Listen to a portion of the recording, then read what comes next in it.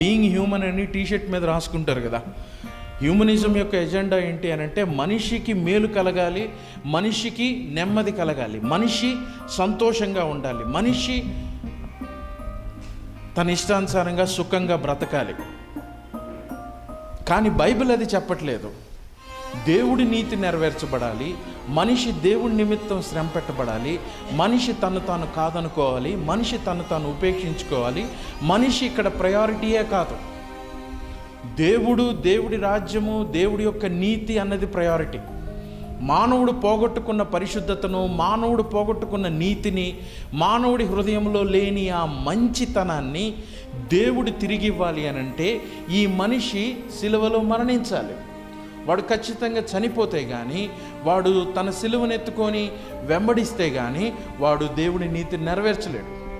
ఆయన మాట్లాడుతూ ఉన్నది ఏంటి అని అంటే, మీరు ఈ లోకస్తులతోటి, ఈ లోక సంబంధులతోటి సమాధానంగా మనం ఉండలేం. చాలాసార్లు వారు అనుకుంటారు, ఇదిగో మేము ఈ లోక వ్యవస్థను అనుసరిస్తాం, మా కులాన్ని మేము అనుసరిస్తాం, మేము ప్రాముఖ్యత డబ్బున్నోళ్ళకి ఇస్తాం, మేము ప్రాముఖ్యత ఎవరికి ఇస్తామంటే ఉన్నతమైన అంతస్తు కలిగిన వ్యక్తులకి ఇస్తాం కదా. రోడ్డు మీద బిచ్చగాళ్ళకి సువార్త చెప్తున్నారనుకో, వీళ్ళేంటి, ఇదొక గలీజ్ మతం, ఇదొక తక్కువ మతం, వీళ్ళందులో ఉండేదల్లవరంటే కులం తక్కువ వాళ్ళే.